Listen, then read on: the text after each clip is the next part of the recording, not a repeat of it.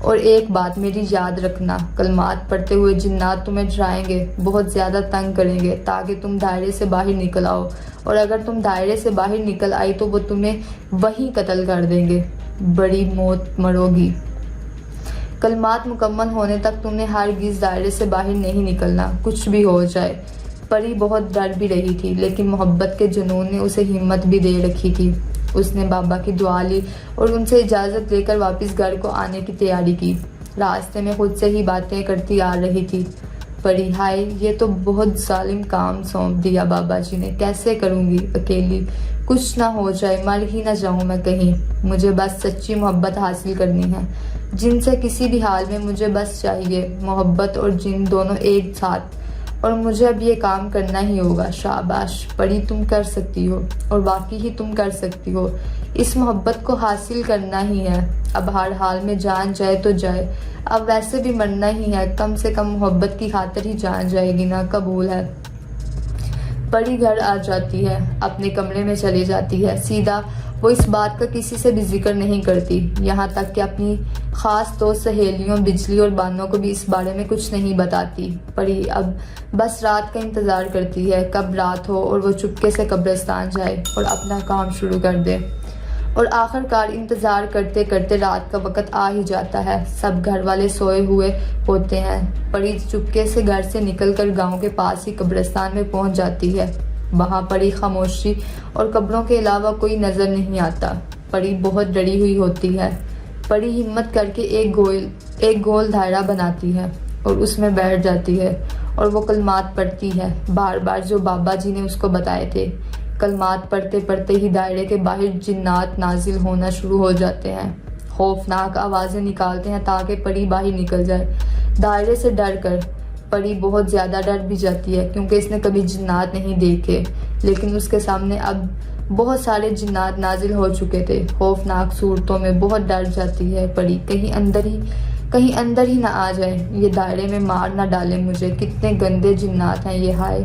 जिन्नात अचानक इसके सामने इसकी माँ को ले आते हैं और उसकी गर्दन मरोड़ने लगते हैं। परी डर जाती है, हाय ये क्या हो गया, अम्मी यहाँ कैसे आ गई, ये क्या कर रहे हैं अम्मी के साथ। लेकिन अचानक परी को बाबा जी की बात याद आ जाती है, ये सब झूठ है, मुझे बस तंग कर रहे हैं और डरा रहे हैं ताकि मैं दायरे से बाहर निकल सकूं, लेकिन अब ऐसा नहीं होगा। परी में अब तो मुकम्मल और पहले से भी ज़्यादा हिम्मत आ जाती है। जिन्नात भी एक दूसरे की तरफ देखते हैं।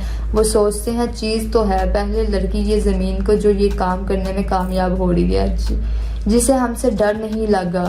इतनी हिम्मत कैसे इस लड़की में। आखिर बहुत ही अजीब और अफसोस की बात हमारे लिए कि हम एक लड़की को डरा ना सके। और आखिरकार परी अपना मुकम्मल चिल्ला कर लेती है। 1 घंटे में इस रात को और घर को वापस चली जाती है, बहुत पुरसकून अंदाज में, और बहुत खुशी महसूस करती है। खुद के लिए पहली रात का चिल्ला मुकम्मल हो गया है। और दूसरी तरफ जिन्नात भी रवाना हो जाते हैं अपने बड़े सरदार जिनके पास सारा वाक़या सुनाने के लिए। जिन्नात अपने सरदार के पास गए और सारा माजरा अपने सरदार को सुनाया। सरदार खुद परेशान हो गया, ये कौन सी लड़की है जो जिन्नात से नहीं डरी। आज तक ज़मीन पर किसी औरत ने ये काम तो नहीं किया, और ना ही ऐसी कोई औरत पैदा हुई ज़मीन पर जो जिन्नात से नहीं डरी हो। और ये कैसा पागलपन है कि जिनसे सच्ची मोहब्बत की तलाश में ये अपनी जान की भी परवाह नहीं कर रही। सरदार ने जिन्नात से कहा, तुम सब फिर से जाना, कल देखते हैं इस दफ़ा डरती है या नहीं, और कामयाब होकर वापस लौटना, तुम सब खाली हाथ मत आना। अगली रात आ गई और परी वापस कब्रिस्तान पहुंच गई और दायरा लगाकर वहीं कलमात उस रात भी पढ़ना शुरू कर दिए। जिन्नात वापस हाजिर हो गए और इसको दायरे से बाहर निकालने की कोशिश में लग गए, लेकिन परी अब सब कुछ समझ चुकी थी।